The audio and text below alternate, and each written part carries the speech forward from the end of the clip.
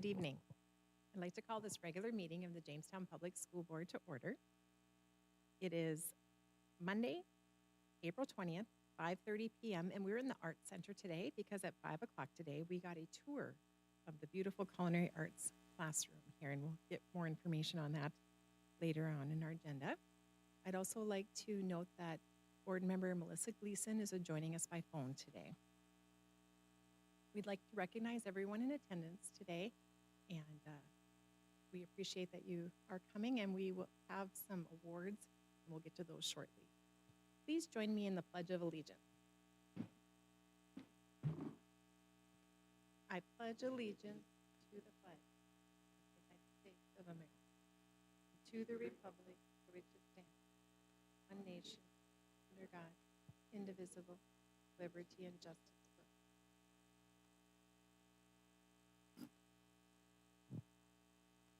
Does the board have any new conflicts of interest? Any new conflicts of interest? New conflicts of interest? If not, Dan, would you be willing to read the school board norms? Yes. The board-developed norms are to share and respect opinions and speak with a united voice once a decision has been reached, execute all duties of the school board in compliance with North Dakota Century Code, properly prepare for meetings, and commit to assessing board effectiveness and ensure high-quality governance for all stakeholders. Thank you, Dan. Moving on in our agenda, we have no public communication. Moving into our consent agenda, is there anything any board member would like removed or clarified on our consent agenda? Removed? If not, is there a motion? Motion by Jamie, is there a second? Second by Owen. We have a motion and a second for approval of the consent agenda. Any discussion? Any discussion? Any discussion? If not, assuming roll call vote, all those in favor say aye. Aye. Opposed, same sign. Motion carried. Moving into our regular meeting, under recognition, we have the North Dakota All-State team. So as your name is called, please join me over here, and then we'll have you come up on the stage. And family members, please feel free just to come right up front and take photos. Jamie, would you be willing to read the name? Of course. Jamestown High School students who received honors from the North Dakota All-State team. Bronze team, Maggie Stegmiller.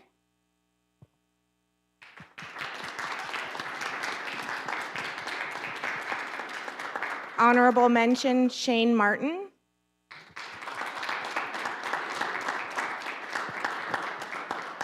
Honorable mention, Marissa Moltzen.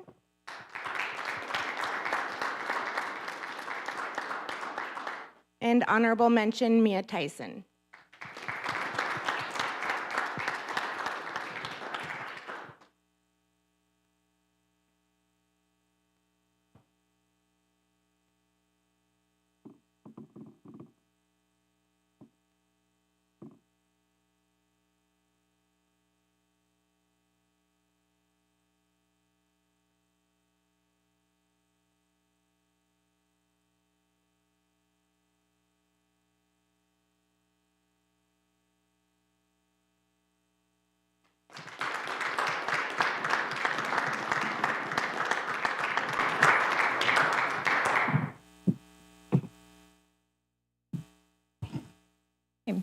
So we have no correspondence. Under reports, student council report, Belle. And there's a place over here for you to stand.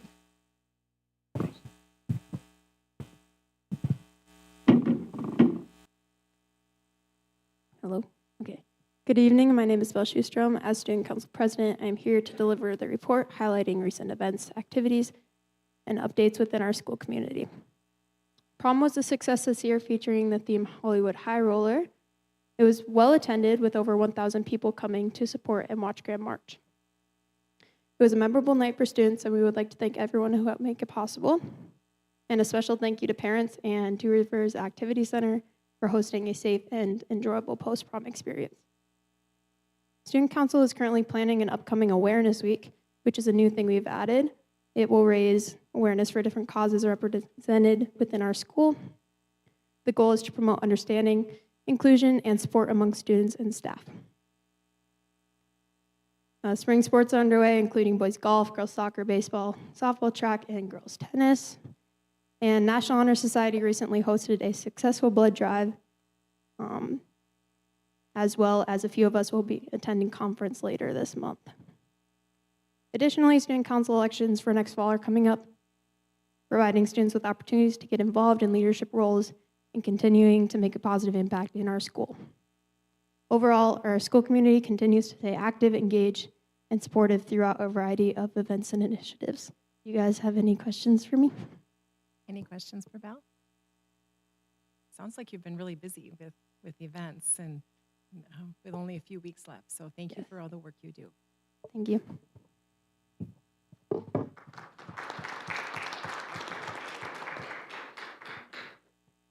Our next report comes from the Art Center. Mindy Schmidt. You can tell the difference in age because she uses her phone and I don't, her notes. But anyway, first of all, welcome to the Art Center and thank you so much for coming. We're glad you're here. We're glad you see the space. My goal ever since I got this job in 2019 was to get more people in here, and I think I've successfully reached that goal, or we have. There's a lot of people that come through here, so thank you for coming. We always appreciate the opportunity to collaborate with other partners in town, and this partnership with JPS has just been fantastic. We are so thankful for sharing that we share the culinary kitchen and classroom with the JPS students, culinary students. It's great. We're going to miss them this summer. JPS's financial support, the $146,000 grant, was instrumental in completing our capital campaign goal to finish the space. The initial grant purchased large kitchen equipment and subsequent grant supported ancillary equipment, utensils, pots and pans, cutlery, mixers, and as Dr. Leck pointed out, we got some equipment from Washington School. So it's been a great partnership. We love to have those kids in there. We wouldn't have nearly the capacity of the kitchen that we have without our partnership with you guys. So thank you so much. We appreciate it. After our little tour today, any other questions about the kitchen or? Okay. Any questions from the board? All right. And another Thank great. you for the tour. You're welcome. And I understand there's some community, not only the students have opportunity to use it, Jamestown Public School students, but also there's some community things. Yeah, we as have a well. lot of community classes, cooking classes, sushi, salsa making, biscuits and butter. I mean, you name it, you can have a private class. When you walk out, there's a whole flyer on culinary classes. So that's been a great addition to Jamestown. We also want to thank you for your continued support of our artisan resident. So as you know, our artisan resident goes into the schools and works with K through 5 at the Jamestown Public Schools and does a fantastic job.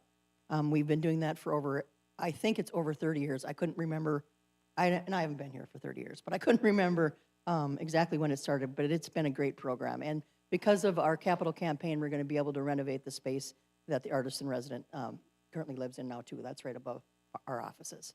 So with that, I'm going to turn it over to Cole Carpenter here. He's our Education and Exhibitions Director.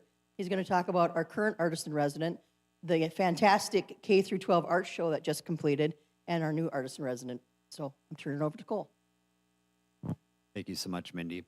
As Mindy mentioned, we have a current artisan resident named Anna Brock. Anna has stayed with us for about 3 years now, but it's time to move on to the next thing. I'm actually going to pull your attention up here to the screen where we talk about the K through 12 show and then introduce everybody to the new artisan resident coming this summer. So just give me 1 second while I make sure everything gets transferred over. So, as part of the Artisan Residence Program, Anna and I had been discussing having a K through 12 exhibition to showcase all of the student work that they work all year for. And we had a nice open couple weeks in March and decided this is the year to commit to it while Anna was so accustomed to the schools.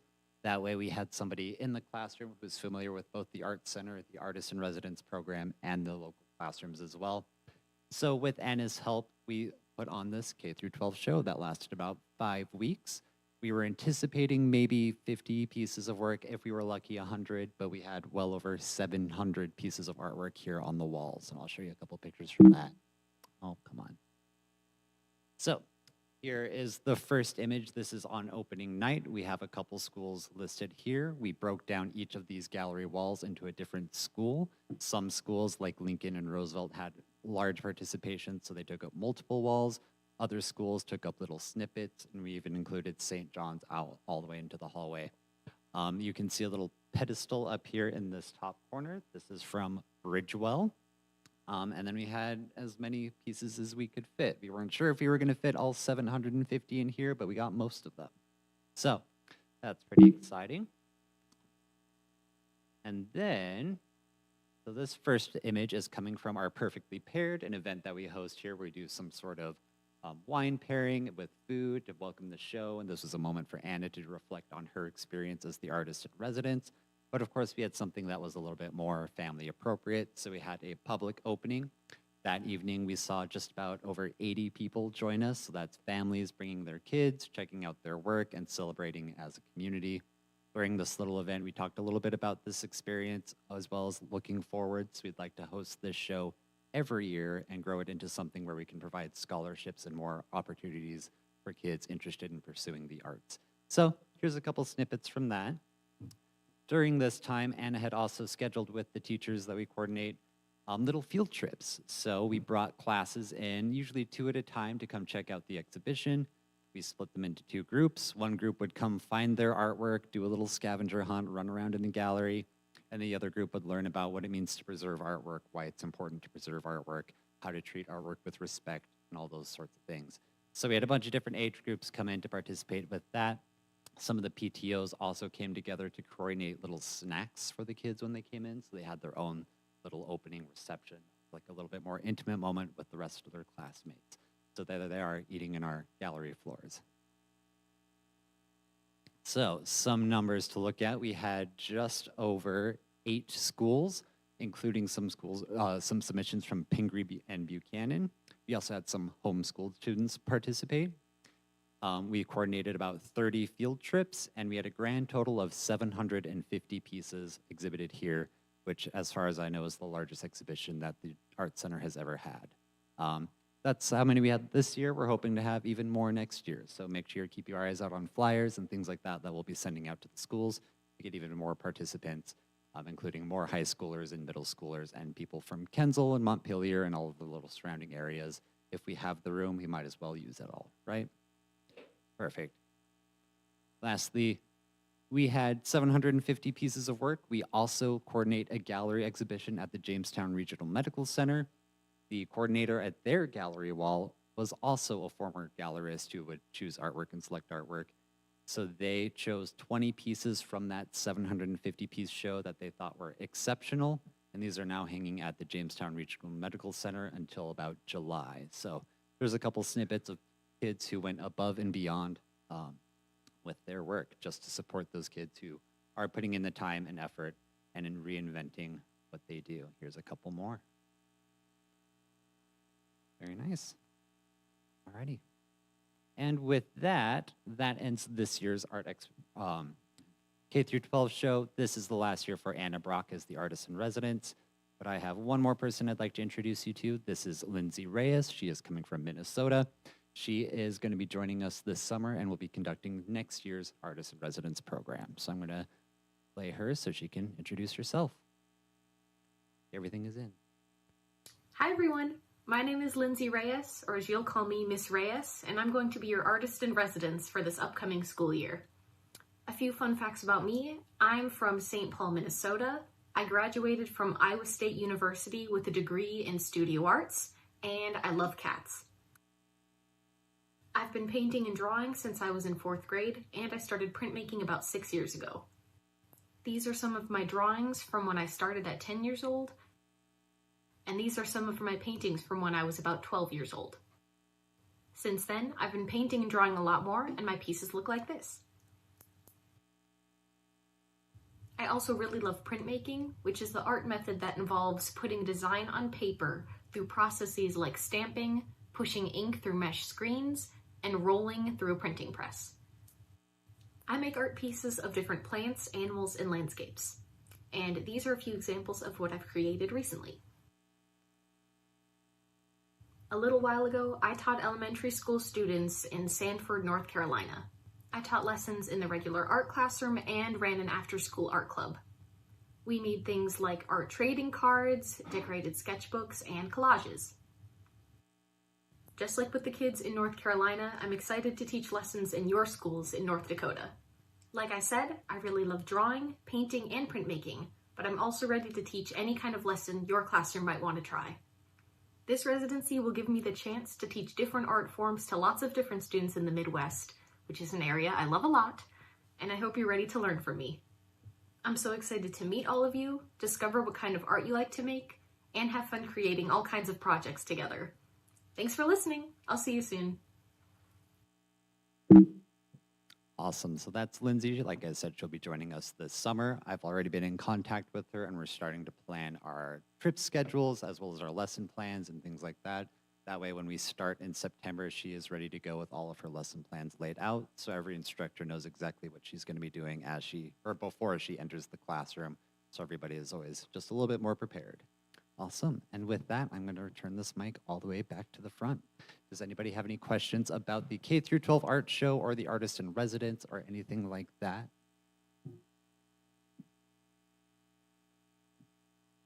Any questions for me? Any questions on the board? Thank you. Thank you. Moving on in our reports, the Finance Committee met again this past week for a couple hours again, so going through lots of pieces to finance. And Dan, would you just give like a brief update of the meeting? Yeah, so you have the minutes from the consent agenda that kind of go through all the items we talked about. The part I want to highlight today was the review of the financial priorities and kind of the staffing updates, in particular with regard to the music program. It's been an area that, we had some discussion several weeks ago or a month ago now about how are we going to support this, and just so for everybody's purpose, we're not even though we're the finance committee, we're not looking purely from a dollars and cents standpoint. We're looking for making sure that the teachers are supported, that the program is prioritized, and that the funding is adequate, and with the what we want to achieve here. So Mr. Gaylor and Dr. Leck have been working on the schedules, and one of the tasks we gave was to get with the teachers, music teachers, make sure that the program that we have is that we have enough resources to support it. We also reviewed the reason why this last year some of the implementation issues came up, and it kind of comes down to the way we prioritized the English learning time was incorrect for the volume of work that was available. So that really put our music teachers in a bind and created what we're pretty confident after looking at this. It's a one-time deal. It was a 1 year, unfortunate year, but ultimately looking at these schedules between the Washington closure and then realigning the English learning priorities, we feel that we can meet the requirements for the classes, plus the events that we're used to having as a music program, with the transfer by filling the role that's open with a internal transfer. So that's been accomplished so far, and I guess the big thing is this is just the start of the conversation. I thought the back and forth has highlighted some items that were really good to bring on the table. The solution is something that's financially supportable, and it also keeps us supporting the music program. Mr. Gaylor has some more ideas on how to continue to support this, and they'll be working with the teachers throughout the course of the year to make sure that's it's sustainable and we don't burn people out. And I guess with that discussion, I'm willing to recommend that we fill that open position with the internal transfer. Yep. Any other questions or other comments you want me to? Any questions from the board at all? All right, we'll go with that Any other questions about that recommendation or not moving forward with that recommendation? Okay. Thank you. Moving on to board education and strategic plan progress monitoring. You have the dashboard there for your reference. as well as number 2, goal 3.2, improving the digital learning environment. Mr. Gale. And we have help too, right? Yep, Deb Hansen and Levi Hirschkorn.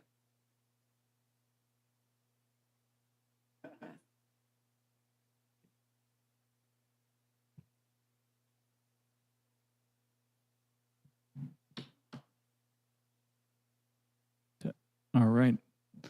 Well, thank you, Dr. Leck and board, for inviting us to talk about this a little bit. This is usually a couple of the highlight days of the year for me. I get to spend a lot of time in all of the classrooms. We have a couple of secondary educators. I'm going to let you introduce yourself, and if you can, tell us how many Elliott observations you've done. All right. Yeah. Hello, my name is Levi Hirschkorn. I work at the high school, teach PE health. This is probably my third year, sixth Elliott observation that I've been a part of. Hey, my name is Deb Hansen, and I'm a middle school science teacher. I have 6th and 7th grade, and this is my 4th year. Yeah, so Elliott observations are part of our accreditation process. And these observations were done almost exclusively externally prior to this. Cognia made that shift to say districts can monitor their own progress. We have a couple exemplary educators here. We actually have a team of, I think, 11 people who are trained in Elliott observations. And so they not only do the training, we did a little bit of refresher training this spring, and they're going into our classrooms and providing feedback on what is the student experience. So we're in the classrooms not watching necessarily what teachers are doing. Sometimes you're watching what a teacher does and how it affects students, but they're mostly watching about what student learning looks like. So they're going to talk a little bit about that today. We want to build your understanding of Elliott observations. They, again, play into the accreditation process, and really the minimum requirement is to do those once before your accreditation year. We're doing them twice annually because we value the feedback, and it's also built into the strategic plan as well in several instances. So we'll be talking about one of those at the end today. We're going to get some insights from them and then connect it back to that goal 3.2 and our progress there. So Elliott is an observation system. It's actually based on some of the same things that we look at in Marzano or Charlotte Danielson. It includes ISTE standards, which are technology-specific standards, which has something to do with our goal 3.2 that we'll talk about at the end. Teachers are scored in 4 categories, 1 being not observed, and 4 meaning very evident, meaning 100% of students are engaging in whatever that element is. You spend 20 plus minutes in a classroom. The teachers record that data, and then they enter it into a system, which is where we get our results. That data is then used by our district school improvement teams to do goal setting, analysis, findings, and action items each and every school year. And again, it focuses on the student experience, not necessarily teacher performance. So these are the areas. There are A through G up there, and there's anywhere between 3 and 5 elements under each of those areas.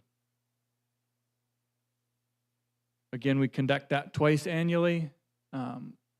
We are looking at all of these areas. It's not used in any way for teacher evaluation. Teachers can get the feedback if they want it. One of the things that we try to do at DSI is celebrate and then also identify areas of growth.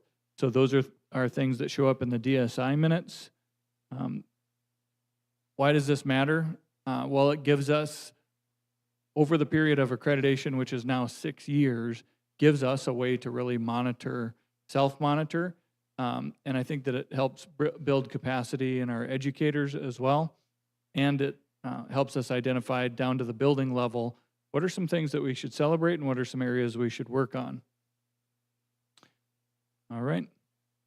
I'll let you guys talk a little bit about what do we look for when we're in there, and maybe kind of some of the things that you've seen. All right. When we enter into a classroom, we're looking at students. We're listening to the teacher, but we're looking at students. Teacher might be doing some sort of activity, might be at the board, and she'll ask for students to identify.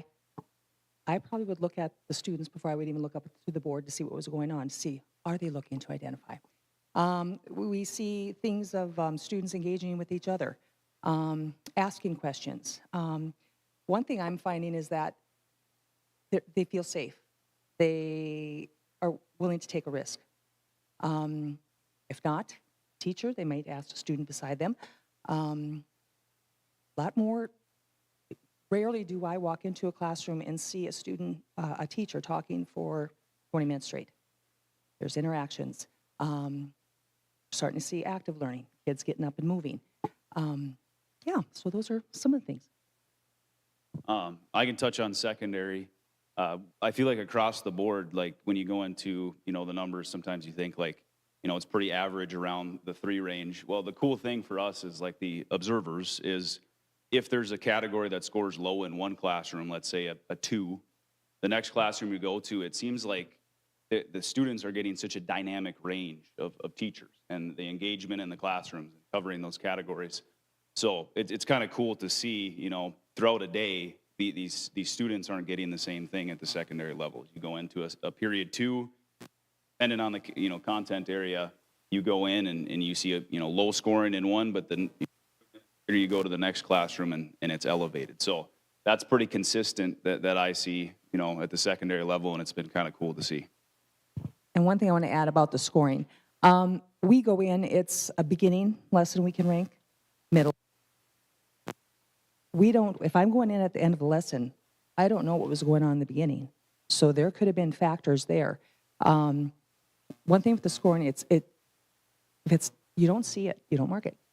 And it might have been at the beginning, but you just missed it that time, we have to get it next time. And I'm going to add, Jenna Newman is one of our elementary teachers that participates in Elliott. She sent a few notes to me that students engage most in classrooms with clear expectations, consistent routines. So they both kind of talked about well-managed and supportive learning, our celebrations. We'll talk about our actual data here in a minute, but that has to do with that. Digital learning is something that is lower, but especially in lower elementary, we're having lots of discussions about developmental appropriateness with that. And then a lot of the digital indicators are, they're not consistently available in daily instruction because sometimes the tool gets in the way of the learning target. Last session, you guys had a couple middle school folks talking about engagement. We want to be crystal clear about what we want kids to know and be able to do. And sometimes as a teacher, picking that strategy that aligns with the target is more important than the tech tool. You want to talk a little bit about what you've seen improve over time? Yeah.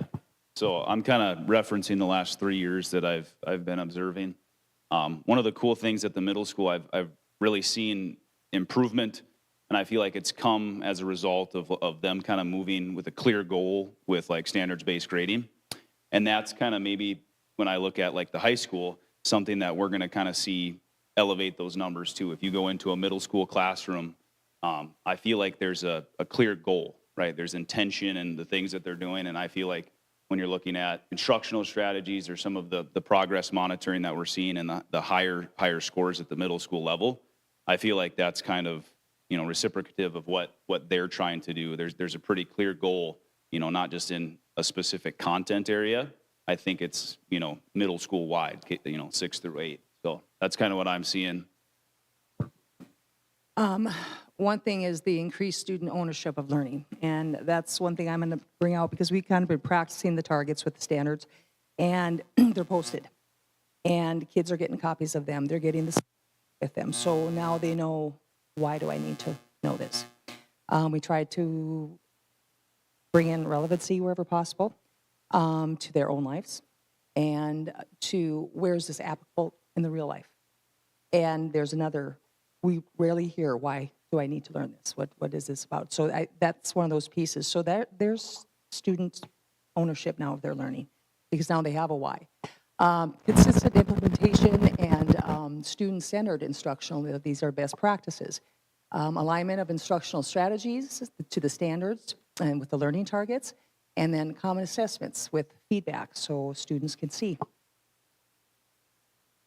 And Jenna just added that high expectations was showing some growth for elementary and active learning, which I think they've talked about those engagement strategies. It has been increasing from her perspective over time. And then progress monitoring is also an area that they've grown, and that has to do with our knowledge of assessment and how kids are able to own their learning and track their own progress. Does it impact you and your professional practice? This would be the last question here. Yeah. Okay. Yeah. No, I think I touched on it a little bit, but like, you know, being both middle school and high school, observing, like, there's such a dynamic range of ways of instruction, and we all kind of have our own unique way to do it. But what we've learned is it can be effective either way. So I think it's really cool to go in and see that, different strategies. You take some of those and you're like, man, I think that would actually be effective to do in my own. And that's something I found to be, kind of fun. I related it a little bit to like the learning walks at the middle school level is doing, where they go in and observe other teachers. And, you're not doing this to like assess them.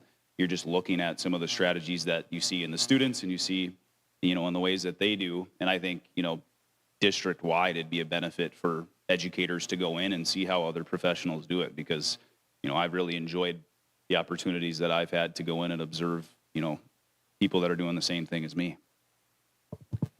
Another thing I would add is that, able to identify high instructional strategies and then their effect on the student learning.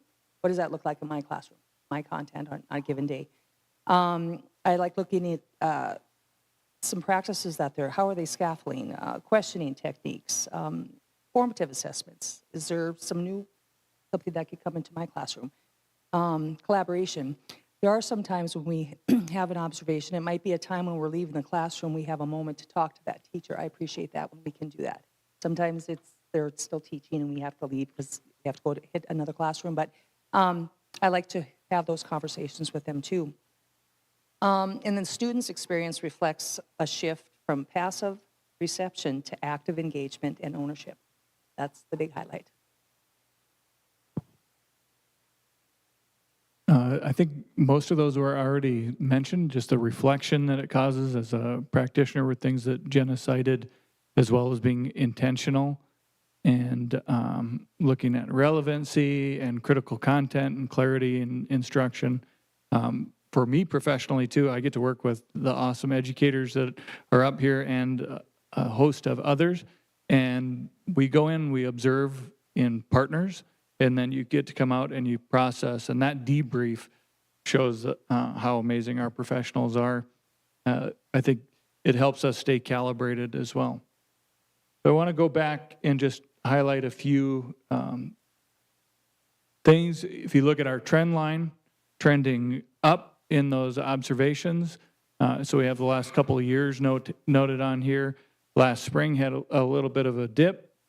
And then when it comes to kind of a heat map, you can see those strength areas of supportive learning environment and well-managed learning environment. And you can see the areas of growth this spring. Our overall score this spring was the highest score that we've had so far. And then in the bottom, you can see that digital learning that is hanging a little bit lower, and we'll talk about that. But again, celebrations, and this was true across every building when they did their planning, celebrations around supportive learning and well-managed learning, and those are definitely foundational elements, and a lot of growth in active learning, a lot of growth in progress monitoring, and growth in high expectations, which I think aligns well with what the board is emphasizing in our strategic plan and what we've engaged in professional learning. So with that, we'd stand for any questions on the Elliott tool itself before we dive into progress monitoring. Any questions? Go ahead, Owen. Yeah, this is an interesting process. You mentioned that the bare minimum is once every 6 years, and we do it twice a year, right? So just curious, like, how many different teachers are observing, and do you feel like the load is being shared amongst them? Is it taking you out of the classroom too much or anything like that? So I can answer the actual observations because we get an observation tally on our reports, and it's between 80 and 90 observations in a typical day. So our teacher teams are out there. We're doing a lot of 20-minute observations in a day. I don't know if you guys want to talk about the other piece. Once in the spring. I mean, when we get an opportunity like this, I get an email from Adam, and it says, put in a professional leave day, and opportunities like this I really enjoy. I think it's not too much work on my part. I think it's fun to go in and see that. I think we learn a lot as educators to have opportunities like this. So I think it's very valuable. And like I said, I think comparing it to the middle school learning walks where they go in and observe someone that's in the same content area as them. Like I've had a couple middle school teachers come in and observe me. It's fun to talk and see and evaluate some of the, like, why did you do this? And I think that's beneficial. And I think that's, on our part, the good part of the job. And it's us. It's the district that does this. We've been around a long time. And in the past, when the state would come, we'd call it the state would come out. We didn't know them. They didn't know us. They didn't know the building. So half the time, some of them were down a hallway that was leading nowhere. We had to figure out where they. So it's us. It's who we are, and I think we're comfortable enough with each other to give the feedback and want it. So that's a positive. Yeah, I think something that the board, Dr. Leck, have talked about before. We have the internal expertise to continuously improve, and we just need to leverage what's all around us. Other questions on Elliott Questions School? from the board? Okay. Thank you, guys. Now I'm going to talk a little bit about Goal 3.2. So this goal, I believe, was added in this revision of the strategic plan, and that strategic plan committee made that recommendation last summer. When we look at all of our Elliott scores, you can see that that's persistently been a lower area, but it's also lower nationally, and it is a fairly aspirational goal. And I'm going to talk a little bit about our status on the goal and then some of the challenges that we've seen with that. When you look at the specific Elliott elements, this was under G, and you can see there are 3 specific elements that it's pointing to. So when you're going into a classroom, you are looking for, are the students using digital tools to gather, evaluate, or use information for learning? Are the students using digital tools to conduct research, solve problems, or create original work? And then the last one is, are they using digital tools to collaborate? So maybe if you could humor me for a minute, grab a shoulder partner, we've only got a couple here, and just talk about how do you use those skills in your daily work?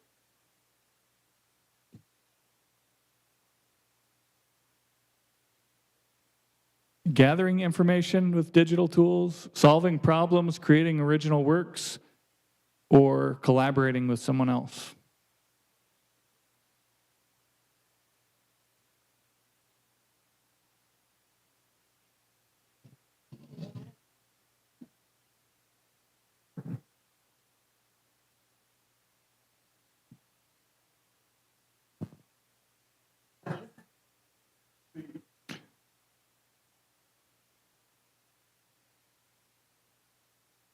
All right, just a quick check here. And we're going to do a fist of 5. 5 meaning I use those all the time, 90% of my day or more. And fists meaning it's certainly not part of my daily work. Where are you at? Just a quick judgment. Okay. So we see a high level of use in most occupations, not all occupations. One of the things that's unique about this goal is it really doesn't tie back to a lot of our of the instructional frameworks in education. It ties back to what's called the ISTE standards. So this is an aspirational goal, and we're wrestling with this as a district, as our other districts. I'll show you kind of where we're at nationally here in a second. But we've seen that these have been persistently low. the scores have been. It's often present, technology is present in our class, but it might be used for practice or task completion rather than longer, sustained, deeper work. There's a caution in education, and I think that caution really is sensible and it's realistic. And post-COVID, we learned a lot about when is technology effective and when does it just get in the way of the learning objective. And so our educators are using their professional judgment of when that's appropriate and when it's not. When you look at Elliott in the national averages, and you can see digital learning second from the bottom there, K5, 6-8, and 9-12. And the reason for this slide is just showing that the use of the tools is increasing, and as it's more developmentally appropriate. Early grades, you heard or saw some of the comments that Jenna Newman had made about developmental appropriateness and early grades of digital tools. When we look at our scores over the course of just 3 that I pulled out of there, you can see that we approached the national average in our overall score last spring. But overall, we've been slightly below the national average in all 3 of those categories. Our trend line isn't showing that we're going to be hitting that goal, which is why the last slide will show, and when Dr. Leck and I discussed, we're not on track for this goal. And we do think that we need to consider the goal itself. But we also know that these are vital skills for our students. Technology is a great way to engage students. It's a great way to personalize what they're learning and have them working on something that's relevant and applicable to them. It's a great way for them to practice problem solving, much like you guys mentioned you're using in your daily work. And so we want them to be future ready. What do we see currently? Kids may be completing assignments. So if you think of your laptop as an extension of a digital worksheet type of activity, they might be practicing skills. There's some super engaging educational like games, reviews, flashcards, all kinds of great stuff. Reading information a lot. And where do we want to get to? We want kids creating, producing, and we do have some courses that focus on that, and that's an outcome of those specific courses. But when we look at it generally across all environments, there's definitely room for growth. So the desired state of those elements of Elliott are also the desired state of our district, and it is an important goal. We want purposeful use. We don't want to use technology just because we feel like we have to use it. We want to use technology because it's the right tool to advance that learning target, and we trust our professionals to make that judgment. As we implement standards-based learning, we're better understanding the rigor that's required with our standards. And our standards require us to apply learning in meaningful ways. You really own something if you can apply it in a new context, right? And so, but it takes us time to get there, and there are trade-offs. Sometimes it's the right tool, sometimes it's not. It is something that we emphasize, particularly project-based learning, design-focused learning. If you've ever designed something, it's complex to do that design, right? And our students would be able to use technology to collaborate both inbound and outbound with projects. So those are all strategies that go along with, now that we've established a floor with the rigor of our standards, to move us forward in our application of technology. So while we're not where we want to be yet, and we are, based on our trend line, not on track for the goal of 3.0, we do feel like we're laying a solid foundation so that our technology use is purposeful and that it's aligned with the rigor that will help our kids be future ready. So with that, my recommendation would be approval of the report, consideration possibly for the Strategic Planning Committee, and I'd be happy to answer any questions that you may have. Any questions about the report and findings? Go ahead, Owen. Just thinking about how the board can support just the accessibility or the general kind of setting standards across the district in terms of what we're looking for technology use in the classroom, especially thinking about AI and how quickly things are evolving, and you know, knowing that the different teachers will have different literacies with different approaches and things like that. And are there things that you can think of that we could help from a district level to support this kind of technology adoption? I think that's a million-dollar education and other industry question right now is, what is the role of AI? How should it be used for productive thinking to be able to, because our kids need to be able to think. We don't want AI to think for them, but we want to use it to be able to produce original works. We want to use it to be able to collaborate beyond the classroom. We want to use it to be able to study and learn new things, but we don't want it to replace our thinking or the skill acquisition. And so as a board, I think our School Boards Association is wrestling, the North Dakota Council of Education Leaders is wrestling with what is the right policy approach to this. And currently from an educator's perspective, we have some that are saying, no, this is, we don't want anything to do with it. We want to back away. We want more paper and pencil. And then we have some that are embracing it as learners and leaders themselves and toying around with it. And we just really don't know enough. We're a cautious industry, and rightfully so. But I think that we don't have a lot of answers right now, but eventually there's going to be some policy decisions the board will need to make. Dr. Lack, you want to add anything on that?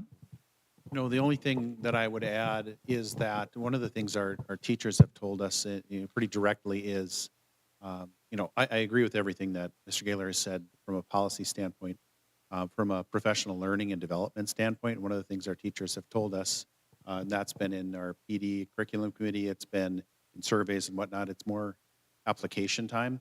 So I think, training is one thing, and we can provide opportunities to utilize tools. I think we need to be really purposeful about making sure we get enough time for our teachers to use and feel comfortable so they can then translate that into their classrooms from a pedagogical standpoint as practitioners. I do believe that that's one area that I think all schools could do better, is making sure that application time exists, not just seat time to learn about a new strategy. Yeah, I think just thinking about too that trajectory of wanting higher engagement through getting through high school and stuff, but then kind of coupling that with, we have policy now to keep your cell phones away, right? So you're potentially putting distractions away, but you're also potentially putting technology away, right? So then I think about that from the onus is going to be on the school district to really provide the right tools to for those kids to use these emerging technologies. Cool, thank you. Dan, go ahead. I think you're absolutely asking the right questions, though.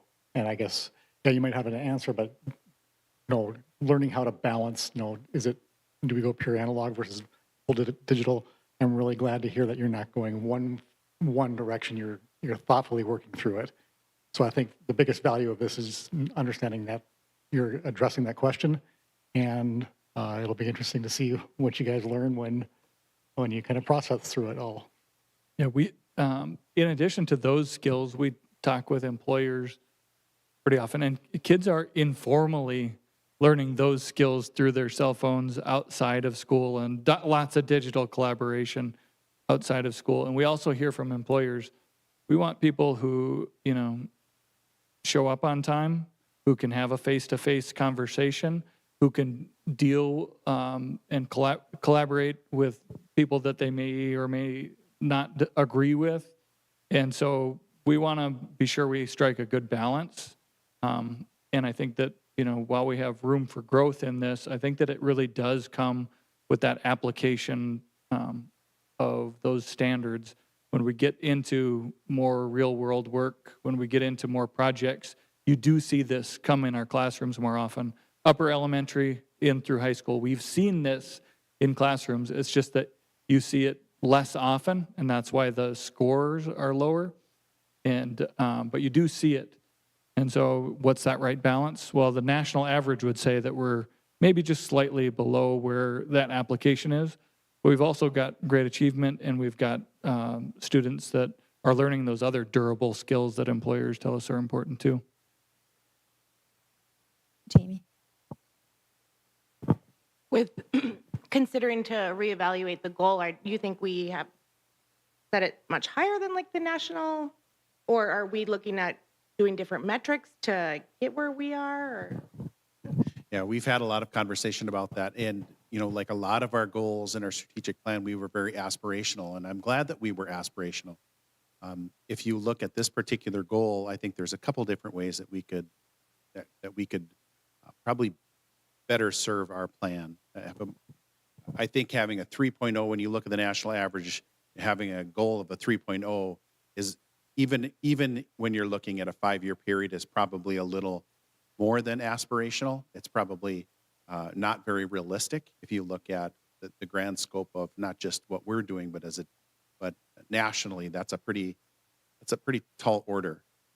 The discussions we've had are either to, you know, reassess what's a reasonable goal in 2030, or do we turn that goal into an annual goal and, you know, start to have more realistic annual goal growth?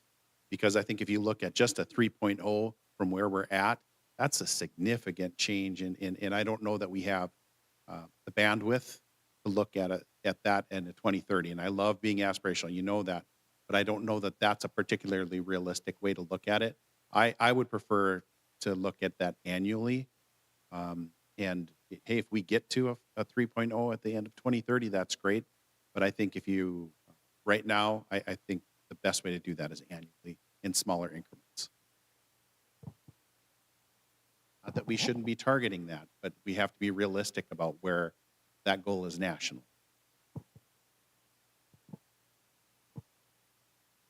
Other questions from the? All right. Is there a motion for accepting the report? And then also part of that motion, do you want it to go back to strategic planning, or how would you like it handled?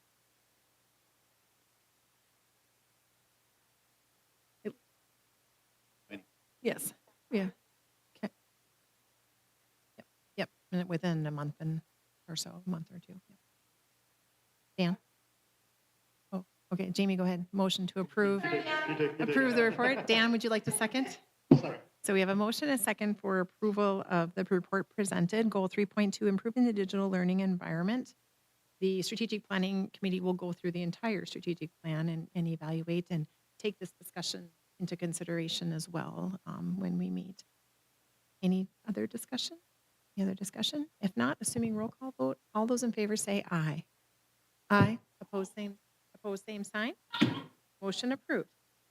Okay, moving on. Superintendent's report. Dr. Luck. Thank you. I'm glad that went off because I have great anxiety that's been my vehicle that's been going off. So you have my written report. And so you probably felt, oh, good, this is going to be a little bit shorter one, but I think we have one topic in particular that's going to take some, quite a bit of time and discussion. And it's later on in the agenda. It relates to the community eligibility provision. I've provided a board memo. As the board is fully aware, we provide board memos, and they at times get pretty dense, and they're dense because it's intentionally providing a lot of information. Okay, and the board memo identifies that we now have all of our elementary schools are able or eligible for what they call the community eligibility provision. So to understand that completely, I want to talk about what we know or what we're most familiar with food service. As our community is really mostly familiar, food service can operate through free and reduced lunch, or through what they call the community eligibility provision. So in free and reduced lunch, that's income eligibility. You reach a certain threshold of income in your household, and you might be eligible, or you would be then eligible if you meet that threshold for either free or reduced meals. the remaining portion of those students that are not, that don't meet those income eligibility thresholds, they're what they call full pay. So one additional caveat to that, or additional layer, is the state has identified 225% of the poverty level. So that means that there's a band of students, or I should say a band of families, that were reduced in the past. So we have free if they reach certain income thresholds, reduced if they meet a slightly higher income threshold. And what the state has done is provided, there are no reduced meals anymore. They're either federal free or what I would call state free, okay? Where the state fills in the difference, okay? But if you are eligible for free and reduced, you are, or what they call free and reduced, you can get free meals. And there's a little bit beyond that, and I don't know why, and I've said this to our legislators too, it would have been really wise to, instead of saying 225% of the poverty level, just say a certain income number. I think that would have been a lot clearer for families, but that's what we have. But we're mostly familiar with that. And just to give you some context, we have at Lincoln Elementary, 65% of our students, 65% of our students eligible for free and reduced meals, okay? And so 65% receive free meals either through the federal government or the state, depending on where they flow through. And the remaining are what we call full pay, okay? And that's how the system works. And I will say, from a food service standpoint, different schools within your own district, some can be labeled as free and reduced, some can be labeled as this other designation of community eligibility provision, so CEP. So you can have free and reduced, you can have CEP in the same district. It's just qualifications. So we are at an interesting period, and CEP is relatively new. It's been around for about a decade. But we are at a time now where all 4 of our elementary schools are eligible to meet the standard of CEP. So the question then becomes, well, what is CEP and what's the benefit of CEP? And I think there's some really great benefits, but I also want us as a district and you as a board to be really familiar with what the outcomes of those things, or other things that other considerations that you need to have to make a sound decision on what's the best pathway for us as a district. So I talked about, Lincoln Elementary, 65% of students have access to free meals, 35% are at full pay. In districts that take advantage of schools with community eligibility provision, all students beyond, in that example of Lincoln, 65 students are free, 35% are full pay. In a CEP school, all are eligible for free meals, okay? So if you reach that standard, and we know that, I'm gonna go backwards just a little bit, the standard is different. So the standard for free and reduced is household income. What creates CEP schools is the number of students that are impacted by federal programs, SNAP, TANF, migrant students, foster care programming, those types of federal programs. If they're impacted, and then it's just another eligibility threshold. You meet that threshold, then you could access community eligibility provision. And so I think it's a fair question to say, well, if you could, why wouldn't you? Well, the question becomes, or the consideration becomes, what is the reimbursement rate? Right now, with if you go through free and reduced meals, reimbursement rates are significantly higher. With CEP, reimbursement rates are significantly lower. So you have to consider the balance between what you bring in revenue. Right now, those full pay students and our federal reimbursement rates being higher, that creates a budget that we are working through at the food service level. With CEP, kind of the balance of those two things is you can expect higher meals, particularly in breakfast. If you use the pandemic as an example, we went about 4-fold in the number of breakfasts that we serve. So even at a lower reimbursement rate, you're serving 4 times as many meals, meaning you create a little bit of that difference back. What we're doing right now, and my recommendation to continue to do, is financially modeling. What would that look like in a district if we took advantage of all 4 of those schools that could qualify for a CEP? And what would that look like from a budgetary standpoint at food service? And also, what would it look like if we access 3 of 4? We have one of our elementary schools barely met that qualifier. And when we look at it, on the aggregate, that reimbursement rate isn't done by school. That reimbursement rate is done on the aggregate by district or by eligible schools. And so if we have 3 schools that are pretty much at the same, what they call ISP, impacted student percentage. We have 3 schools that are in a very similar place. And we feel pretty good about the ability for those 3 schools to cash flow. With the 4th school, that becomes a little bit more challenging because that drags down our reimbursement rate. The higher your ISP, the higher your impacted student percentage, the higher your reimbursement. Okay? And so what we're doing right now is financially modeling what would that look like if all 4 schools were, what would it look like if 3 of 4 elementary schools were. And so, one other factor that I haven't talked about yet that I think needs to be a consideration is even in that full pay, we don't always get reimbursement. We have unpaid lunch balances. The board is aware of that. We range about $30,000 a year that the general fund subsidizes the food service program for unpaid. So the unpaid are those that don't qualify for free and reduced, but have not fulfilled the obligation for pay. And so at the elementary level, that's about $9,000. And so we already have some level of subsidies that are provided. The word came harder to me today. So we already subsidized by about $9,000. And so that should be a consideration that we have. We also, like I said, want to model out what is the, what are the amount of meals increase that we can expect. Like I said, particularly at breakfast, I think you'll see, but even some at lunch, and we're using the pandemic as kind of a standard. And so there's a calculator that we'll work through. I feel like this is something that should, we start at the central office level, explore. I've been working with the food service department. We had a meeting with the state that helped, because this is new to us. We, as a mid-level school, what I call a mid-level school, mid-level enrollment school, this is often used for rural schools or high poverty districts or high poverty schools within mid-sized to larger districts. There's not, to my knowledge, a school our size that has CEP at a whole elementary level. So it's something a little bit new, even for the state. So it's something that we're looking at. From my perspective, we want to make sure if we do something, we do it right.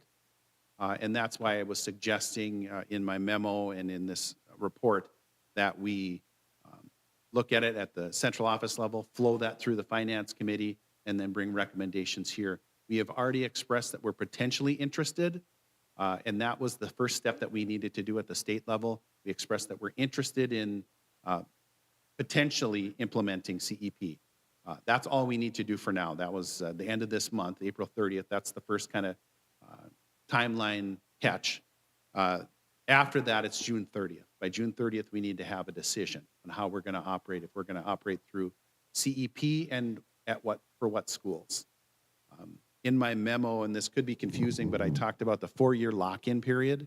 So the 4-year lock-in period really protects districts because you can reset your 4-year lock-in period if the variables improve to your benefit. For example, if we had an ISP of 40%, and the next year that school, or in one particular school, and next year it was 60%, we could reset that lock-in period. And then for the next 4 years, we would have a higher ISP / a higher reimbursement rate. Or what if in 2 years, the middle school suddenly became eligible for CEP? We could then again do a 4-year lock-in reset. If you had the same numbers, the exact same ISP and reimbursement rates, the next year, you would want to again reset just because it gives you a longer 4-year period, or it resets your 4-year period so you're guaranteed for longer. If CEP we think it's going to work and it just doesn't, you can opt out annually. So you can't opt out in the middle of the school year. You're making a commitment to 1 year, but you could opt out after a year if it's something that you just feel there's too much financial liability, there's too much risk for the district. It's not working as we anticipated. Kids aren't eating breakfasts and we were banking on that or whatever. So I think there's a great opportunity here. And I think we need to explore it, but we need to, like everything, be cautious about so when we make a commitment, we can communicate to the public, this is what we're doing, this is why we're doing it. I think if we get in a scenario in which it is all elementary schools, that's easier to communicate. And if we get into a situation in which it's 3 of 4, that's harder to communicate. And we just want to make sure that we're doing that effectively so everybody understands the what. And if we did have 3 of 4, you would still have free and reduced in that building that doesn't have CEP. Like I said, you can vacillate between CEP and free and reduced across the district. So if we had it in 3 elementary schools, but 1 elementary school, the middle school, and the high school would all be free and reduced. You're always going to have one or the other.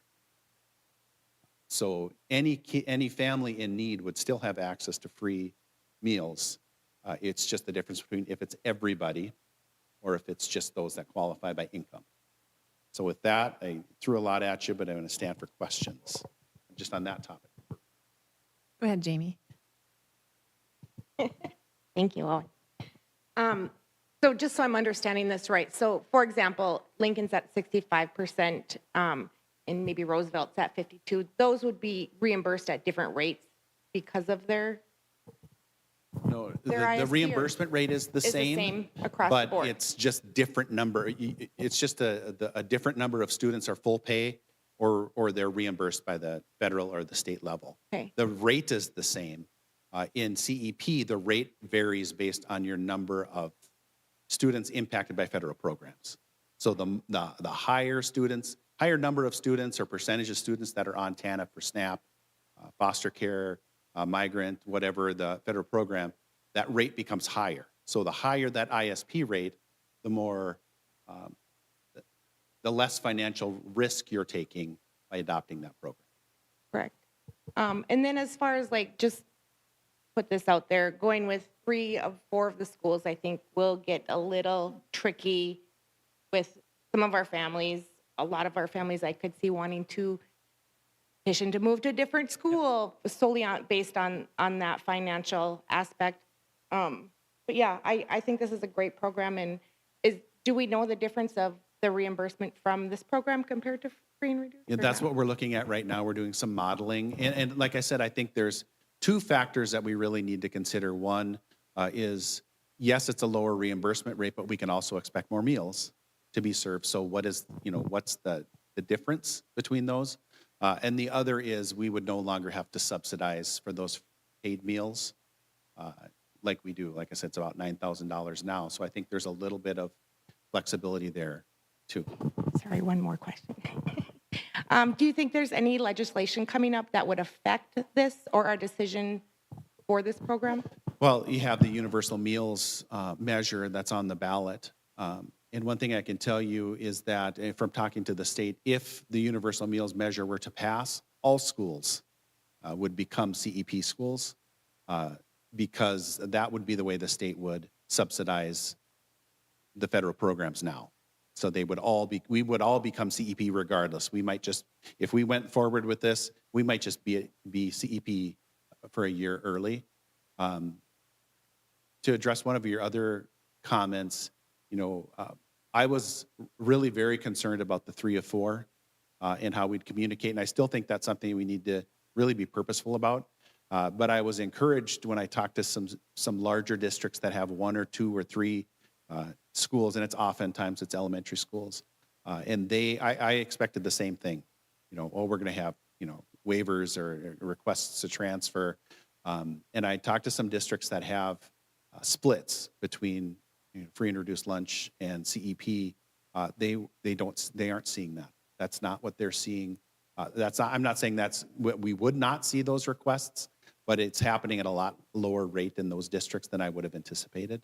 So I think some of it just comes down to communicating, one, that they still have access to free and reduced meals if there's a financial need, and two, this is a federal program that these schools are eligible to take advantage of. And as long as everybody understands the why and how they're impacted or not impacted, I think most people can understand that those things might vary a little bit from school to school. And I also had the similar question as well, and I wasn't sure if we had chose CEP for some schools, if the rest could still qualify for the free and reduced, and I still kind of have the same question. Owen, you had something? Yeah, no, I think that thanks for the analysis, and then thanks for answering lots of questions that I've been throwing at you too. But yeah, I think that's that's the big question mark that I have, is what's that delta between what we're at from that like 417 or whatever to whatever a meal would be under this, and then how would we, we ask a lot of the food service and impressive system that we've got. So, but then also looking forward, if that's the option that the state is going to push, if they were obligated to cover meals, and how would we make sure that we relay that message that, hey, now you're funding us at a lower rate. So what our expectation is to fund at this rate that we had before too. And if the CEP isn't cutting it too, Right. that'd be something I'd be interested in making sure that we relay back to Bismarck. Well, and one other point that I outlined in the board memo is that does not mean that we would no longer need to complete free and reduced lunch applications. Even if a school is CEP and a family has is at Roosevelt 2 children in Roosevelt and no kids in any other building, we would still ask them to complete free and reduced lunch, a free and reduced lunch application. The reason why is that that free and reduced lunch application impacts our title funding. It impacts our state funding because we have an at-risk factor that it's grades 3 through 8 and 11 in a 3-year span. I don't know why we made it complicated, but that's what we did. And but that impacts our funding and our opportunity to participate in some federal grants like the 21st Century Grant. We require, or they use that as a poverty indicator, so we would still need to collect that information. And I think we could do a good job. Our staff does a great job of making sure that everybody that could be eligible completes those.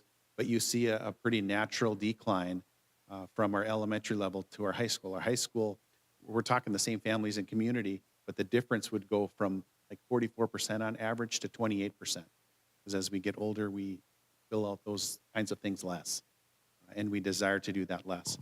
And that leads into a question that Melissa had that she texted and wanted to, and asked about how would that impact activities fees. Well, we have, for activities fees, we scale those based on financial need, and our indicator for financial need is free and reduced meals. We would be able to, in this format, be able to continue that because at the middle school and the high school levels where we collect those fees, we would be at the same level, so that wouldn't have to change. But we would need to think about that if that expanded onto the middle school or the high school levels. We would have to think about what is the way that we're going to scale activities fees to make sure that finances are never a barrier to kids' participation in activities. Hopefully I answered your question, Melissa. Other questions on this? So nothing that I'm not asking you to act on anything other than, just a general awareness that we're going to move this to the Finance Committee. I suppose you need action to refer it to the Finance Committee, but I wanted to provide that somewhat dense board memo to give you all of the information you need to understand both the pros and the barriers and the hurdles that we would have to adopt CEP. So other questions about it? I guess I don't have to look at this side of the table. Have anybody? Any questions? And I think at this point, if the board so wishes, we can refer it to the finance for further analysis. Then we would bring it back to the full board before we would, move forward with anything, but at least to dig into it a little bit deeper and do a little more analysis and then just look at the pros and cons. And even looking at this, just not always knowing where our schools are going to be is a variable. And so we'll have to take that into consideration and also the moving forward with, what schools qualify and so forth. So is that what the board would wish, or what is the board's? Oh, is it? Oh, okay. Okay. Yes, we have, oh, yes, and it's informational, so, yeah. So we can talk about it at that point, I guess, as well, but. we can- so. There's more. There's always more, Mr. McKenna. Okay, so that's where we're at with that. And again, this is one of those circumstances, great opportunities. We just need to go into these things. It's not just a great idea. We've got to look at implementation. We got to look at a lot of different factors. It could be something that is worthwhile for the district, and it might be something that it's just not the right time. So, but I wanted to bring it to your attention, and so we can study it in greater detail. Personalized, just completing in my report, personalized learning network case study. Jamestown Public Schools was selected as a case study for the North Dakota Personalized Learning Network. So they're going to be doing a site visit, doing some interviews for students, interviews for staff. They want to observe in our district and understand how our teaching and learning processes are evolving across JPS. Specifically, they're looking at the student experience, specifically how standards-based instruction supports student understanding in real-world applications. For students, how we're actively using student voice, collaborating with staff agency, and then building leadership capacity in our staff. So they're going to do that case study, and we'll get a chance to read that when that comes through. Guiding Coalition updates, just briefly, we've talked a lot about how we're utilizing the Guiding Coalition of staff and parents to take us down a path for that schedule study at the middle level and high school. But I also wanted to outline some things that we're doing to involve the people that are not the people sitting in that room. We have a representative group of staff and students, or I'm sorry, staff and parents, but how are we sharing this information with students? How are we getting their perspective? How are we involving the staff that are not involved, specifically in the Guiding Coalition? So I just outlined the different strategies that we're using. Adam has created has created a video on the schedule options, gotten a survey with feedback from those staff as well. He's analyzing that, and we'll use that to create another video that will go and answer questions and make sure that everybody is in the loop. This isn't just one group making this decision. It's a really big decision, or a really big recommendation. We want to make sure that we have all the stakeholders. So for students, that's 2 student focus groups, the 27th and the 29th. We're doing a student design summit on May 7th with KnowledgeWorks. And then there's going to be a couple of community meetings as well to make sure that we get the families involved as well. So what you can anticipate as a board is that we'll have some recommendations in June. I think it would be best to schedule a board retreat to really dive in. I think we'll need more than just a little bit of time to really absorb what those recommendations are, and so we understand, kind of similar to the discussion we had with CEP, that these are decisions that have widespread implications. We want to make sure that we understand them all before we make adoptions. Later on in the agenda, you'll have calendar recommendations. We've done this every year for the last couple of years, shifting some instructional days to PD days. For our teachers, we've talked about being very aspirational in our expectations, and our staff does an awesome job. They continue to evolve, and they do great work. We need to give them time. We need to make sure that they have adequate time to do all of those things that we expect and want, and that they want and expect of themselves. And so later on in the agenda, we'll be asking to shift 3 of those student contact days again to professional learning days, focus on standards-based learning, We know that Infinite Campus is coming as a transition, and we want to make sure that that is not a barrier for our teachers. And so we want to make sure that we have appropriate implementation time there. And then to continue our personalized professional learning initiative that you heard about and we've discussed. So that's the recommendation. And that has, as the board is aware, goes through the Curriculum and Professional Development Committee, which includes staff and a board member as well. My highlight for this report, we talked a lot about food service and support and what we need to do to continue to support our families. I want to shout out to Cavendish. I was out there with food service and with Christy, collected a check for $12,380 to our Angel Fund to support unpaid lunch balances. When you add that to what they gave as a donation last year, that's about a little bit over $21,000 that they've given to unpaid lunch balances over the last 2 years. And I want to make sure that we recognize them, thank them for that gift, and really for a wonderful partnership. So with that, I would stand for any other questions. Any questions regarding the superintendent's report?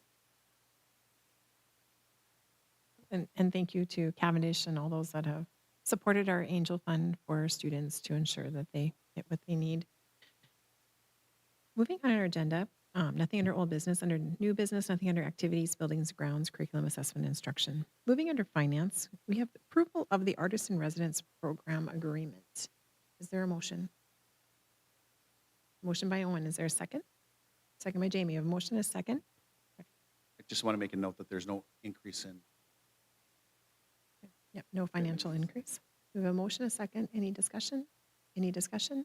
If not, assuming roll call vote, all those in favor say aye. Aye. Opposed, same sign. Motion approved. Under B and C, you have the general fund balance as well as the monthly financial reports. Any questions for Christy at this time regarding those reports? And thank you for preparing those for us, Christy.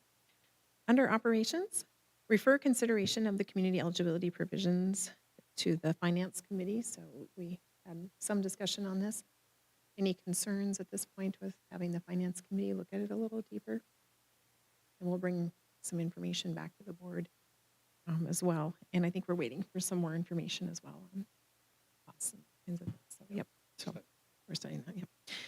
Yep. Under B, approval of the 2026 to 2027 school year calendar revisions. Is there a motion? Motion by Dan. Is there a second? Second by Jamie. We have a motion and a second for approval of the 2026 to 2027 school year calendar revisions. Any discussion? Any discussion? Any discussion? If not, assuming roll call vote, all those in favor say aye. Aye. Opposed, same sign. Motion approved. Under personnel, ratification of the administrator master agreement for the 2026 to 2027 school year. Is there a motion? Motion by Jamie. Is there a second? Second by Owen. Dan, do you want to just give us an update on that? Microphone there. Yeah, the administrators opted to basically take the same contract as they had last year, and that the funds intended would be put towards the teaching staff. Those who have more direct contact with teaching. So that's the long and short of it. Anything to add, Owen? So we have a motion and a second for ratification of the administration master agreement for the 2026 to 2027 school year.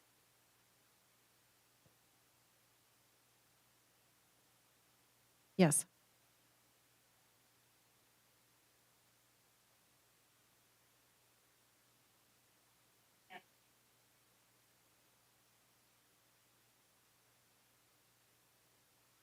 Motion approved unanimously. B, approval of the resignation at the conclusion of the 2025 to 2026 school year. Number 1, Molly Fritz, and number 2, Kathleen Berkeley. Is there a motion? Motion by Jamie. Second by Dan. We have a motion, a second for approval of the resignation at the conclusion of the 2025 to 2026 school year. Molly Fritz and Kathleen Berkeley. Any discussion?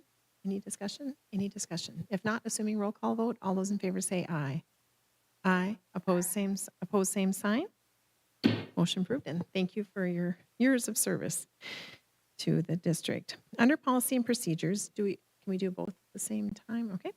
Approval of policies, number 1, second reading of the ACCA-BR criteria for granting parent offender privileges to enter school property. Number 2, amended HCAG-AR, Jamestown Public School District Cardholder Manual.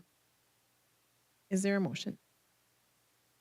Motion by Dan. Is there a second? Second by Owen. We have a motion, a second for approval of policies number 1 and 2. Any discussion? Any discussion? Any discussion? If not, assuming roll call vote, all those in favor say aye. Aye. Opposed, same sign. Motion approved. Under tuition A, approval of tuition agreements for the schools for 2026 to 27 school year. Number 1, Jamestown, 2, Barnes County North. Number 3, Montpelier. Is there a motion? Motion by Dan. Is there a second? Second by Jamie. I have a motion, a second for approval of tuition agreements for schools for the 2026 to 2027 school year, number 1 through 3. Any discussion? Any discussion? Any discussion? If not, assuming roll call vote, all those in favor say aye. Aye. Opposed, same sign. Motion approved. Under other, we don't have anything other except for items for future agenda. Is there, we have yours, Owen. Any other items for, any other items for future agenda? If at any time you think of something, please, that you'd like to see on the agenda, please contact Dr. Luck or myself. So we have a few meetings and events to be scheduled. We have teacher negotiation meeting on Tuesday, April 28, 2026 at 5:30 p.m. in the Thompson Community Room at the middle school. School board meeting. Yes, is that changed? The teacher negotiation number 1.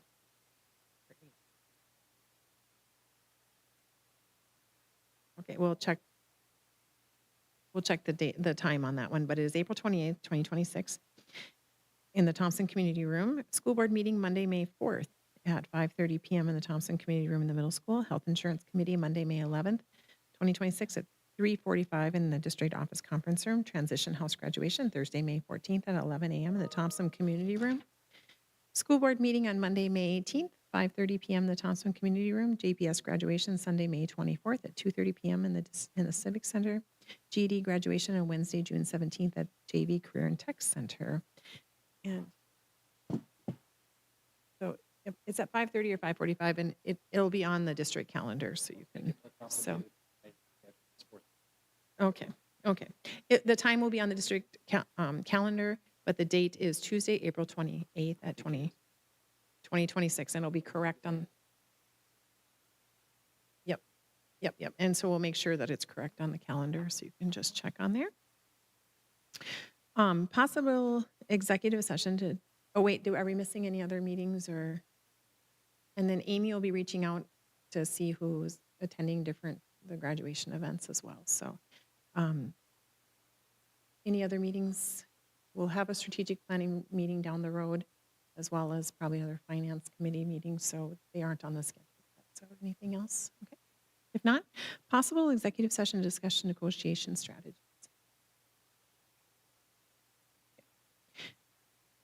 Then monthly superintendent evaluation, section 1, goal and vision setting, and section 4, curriculum and student support services. Please complete those. There being no further business before the board, this meeting is adjourned. Thank you, everyone.